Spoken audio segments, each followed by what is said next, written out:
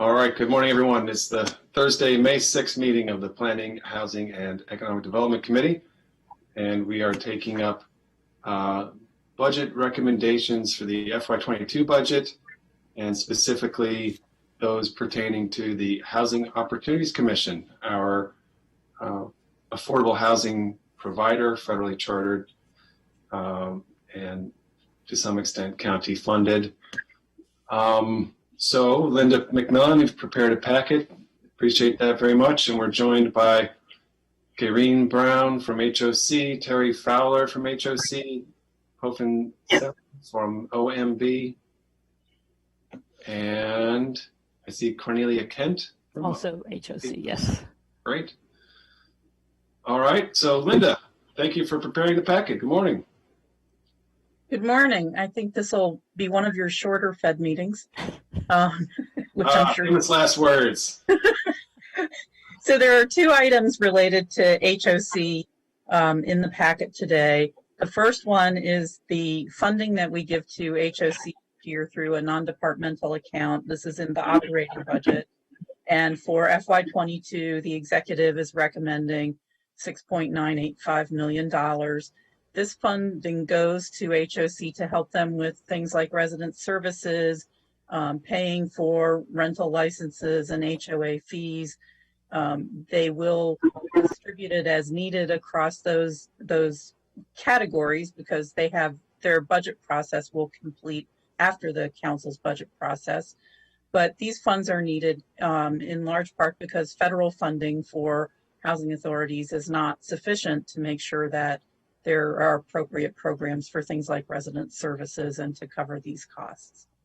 The executive has put in an allocation to help with the annualization of the personnel costs associated with the resident services.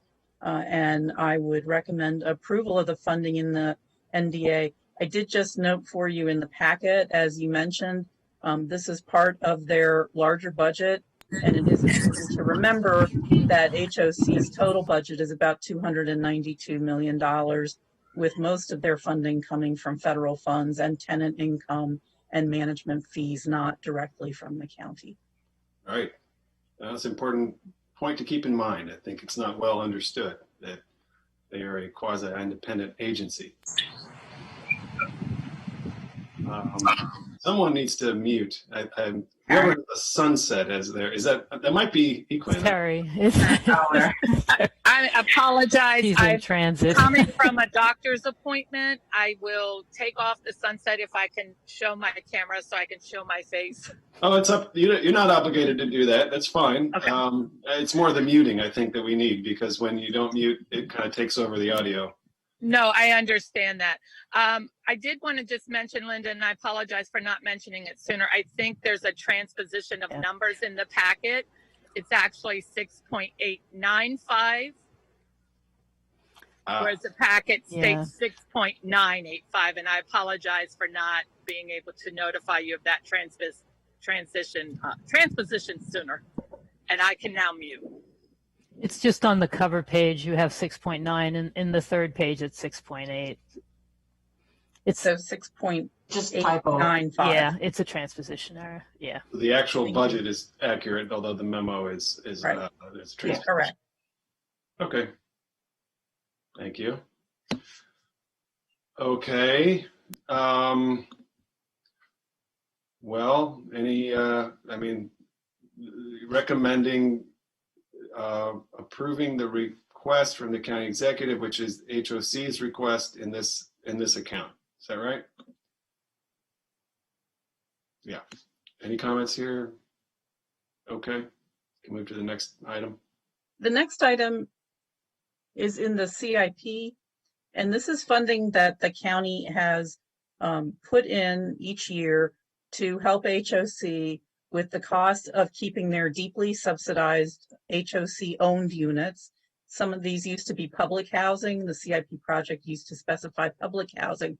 But as you know, through the rental assistance demonstration program, these deeply subsidized units have now become HOC-owned units. And so each year the county puts in funding to help with the maintenance of these units and these buildings.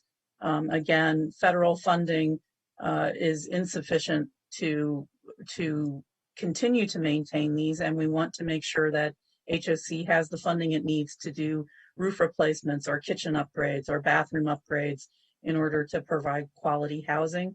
The executive is recommending an FY22 reduction. This is current revenue, which is why this is sort of important in thinking about how the reductions work, of 1.25 of $125,000. So it would be $1,125,000 as opposed to the 1.25 million that we generally plan for. I understand the constraints right now around current revenue, but I would recommend that while you take this reduction now, we put it on the council's category 2 funding list, which are items that you're going to come back to should funding become available during the year, because I think we don't want to fall into thinking this amount can be reduced, for multiple years. If at all possible, we should try to get back to the funding level that's planned for. All right. Well, I'll turn it to my colleagues who may wish to speak, but I would like to start here. I don't think we should accept a reduction in the funding needed to maintain the quality of our housing for our lowest income residents. Is current revenue the only? I understand that current revenue and essentially, adding it to our general operating budget is somewhat fungible. But then it's only somewhat fungible because if we say current revenue, then I suppose it must be balanced within the CIP current revenue column.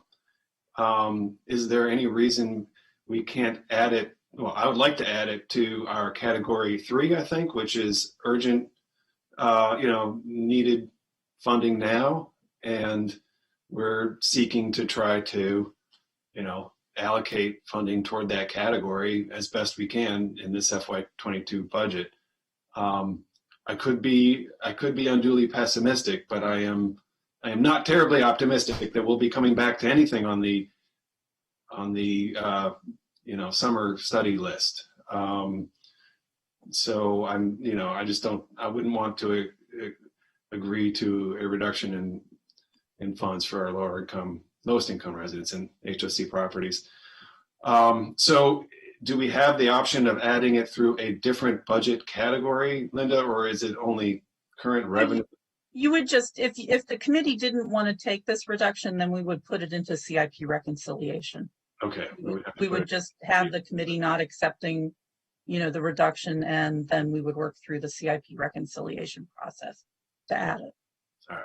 So let's see what my colleagues have to say about that idea or anything related to this topic. Councilmember Joanna. Sure. Obviously this is an important thing. I guess it's important to do these level of effort and maintain the quality of our buildings. I think one of the many great things HOC does is that it provide, good quality housing for folks. I guess I would just ask HOC this I just want to make sure I get the numbers right. So it's 125,000, correct? What does that mean as far as, it's not like this is going from, to zero. What does that mean as far as what you can currently do? And if we put it on the kind of wish list for the summer, as opposed to, because we have a huge hole in our CIP, huge, maybe the biggest in 30 years. And so, it's just, I just want to know, what can you currently do? What does that really mean for what you won't be able to do? So I think it really depends. We have a variety of scattered sites that are funded differently. And so these funds would go toward those units that, as you know, fund or provide housing to the poorest of the poor, and are funded from sources that prohibit borrowing or going to the capital markets to refinance. So there isn't an opportunity to access, bank loans or things of that nature. And so it's in some cases it's roofs, and in some cases it's windows, and in some cases it's just tightening the exterior of the units. And so over the years, we've been able to address some of the issues in a particular unit, and in some instances not. And so 125,000 may be, roof and windows. It may be the entire a complete renovation of one unit. We're seeing, depending on the size of the unit, if it's a single family detached, that could be a complete renovation. If it's a townhome, it could be 2 full renovations. Right. And so, but that's generally in the ballpark of what we're talking. But Sure. right now we have a list of 71 units that need renovation. Some are under contract, some are in various stages of renovation, and some we're still walking through to determine the status of the condition that they're in, and to determine the scope of the renovation. So it may be that 125,000 may allow us to provide some form of renovation for more than 1, more than 2, more than 3, depending on the scope that's needed in a unit. That, but it can be meaningful. yeah, that was going to be my question too, of like the number you anticipated it. How many were in the process? You said 71 at various stages of contracting, assessment, and things getting done, and what that could mean. So, so you would have no problem spending all this money, obviously. We'll need more. Yes, we will have no problem spending it, and we'll absolutely need more. But we appreciate the effort that the county has put forward, and it will definitely help with those units. All right. Well, I mean, I think given that answer, I'd be fine putting it on the tier 3 list as well, realizing that it's going to be a bunch of tough decisions on the tier 3 list. So but, okay. And okay, Councilman Freeze. Yeah, I'll formally agree with everything that has been said up to this point. I will agree to put it on tier 3. I think Councilmember Tawando is right. I'm similarly skeptical that there's room in the CIP, as I am that we're going to come back to items in the summer. I think we're a lot more cash constrained than some decisions that have been made up to this point. And so we're going to have really challenging decisions that we have. That said, we all, and this committee in particular, has supported HOC's work in providing high quality, dignified housing for community members. And we've also, I think, been good, not just with HOC, but across the board in understanding the importance of maintenance, and that the, deferring of maintenance creates higher costs down the road. That's true with parks. That's true with recreation. I mean, that's true with housing. That's true with everything. And, this really is not just about providing quality housing, but it's about being a careful steward of public assets. And maintenance is a big part of that. And this is really about maintenance. So to me, it's twofold. It's about the fiscal part of it, and it's about the moral, part of it. And it's a modest amount of money. So without understanding exactly where this is going to fit in and how it's going to work, I think it's certainly worth a try. And I think it reflects our continued efforts here. So I'm happy to support it on tier 3. But I think everything that's been said up to this point is true, and we have to be sober about that as well. So let me just, I want to, I'll turn to you in just one second, Puffin, but I have a question that you may equally, be suited to answer. The CIP is one bucket where current revenue is reconciled, I guess. The second is the tier 3 funding. Isn't there more flexibility at this point in tier 3 of the general operating budget additions or reconciliation than the CIP? Why wouldn't we add it to a general revenue transfer funding source rather than the CIP current revenue funding source? And again, I understand it. At the end of the day, it's all current revenue, and that could be reconciled by saying, well, current revenue this year will be 10 point. I'm not sure if it would be 9.875 to accommodate this or what, but I just worry that it might be easier to get something funded through the operating budget than the CIP, understanding that, both are going to be difficult. So, Well, I do think it's fungible. I think either way you have to allocate $125,000 of current revenue. right. So and this has long been in a CIP project. So, the transferring of money through the operating budget. Could we have a note that says, if CIP, like either CIP or operating budget, whichever is easiest? I just don't think, it's fungible. I'm not sure if you have the funding, it can go either place, I guess is the issue. We can show it on the category 3 list, and I can let Mr. Levchenko also Could we do that, please? know. Yeah, that I think what he's trying to suggest is there's a certain set of staff that are working on CIP Right. reconciliation. There's a certain staff that's working on the operating budget. Right. They intersect, but we're suggesting that there not be a situation where if it can't fit in one place, that it isn't considered Correct. in the other, because it's really a distinction without a difference for the people whose housing it impacts and for the quality of the public asset. So if there's a way to do that where we can attack it in both areas and see if there's a place for it, it gives us 2 options instead of 1. And since we're really just talking about cash here, Right. we're not talking about, GeoBond or some other form, it's worth having it, reflected in both places and considered by staff at both conversations. Is that? Thank you for expressing that. That's precisely what I was trying to say. Ms. Selim, may I ask you had signaled you wanted to make a comment.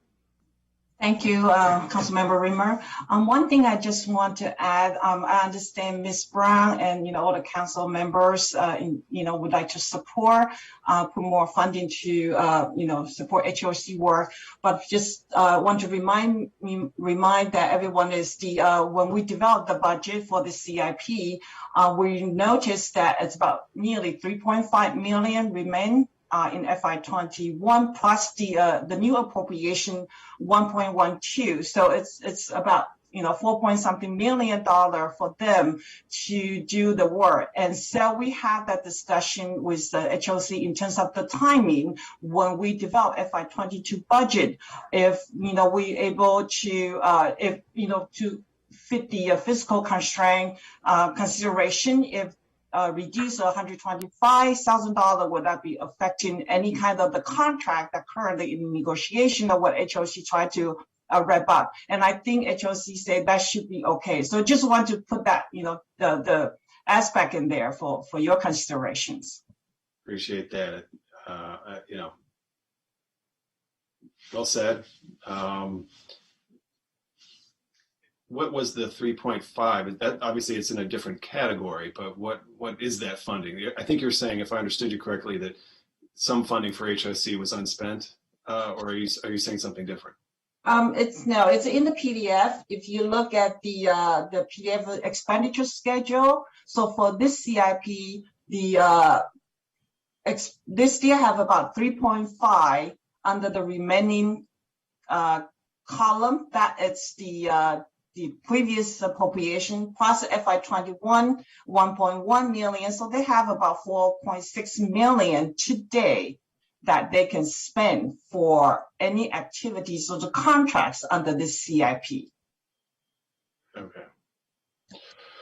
So I would just comment, Pofin, thanks for pointing that out, and say that we've got several contracts in place currently with obligations to spend the funds. We've also expended some of the proceeds, and so we're now preparing to draw down some of those funds, and we're working to put additional units under contract as we walk the units and create scopes of work and work through contracting with our general contractors. So we have no doubt that we'll be able to work through those funds. And I would just add that there have been some delays in putting these funds to use for a variety of reasons.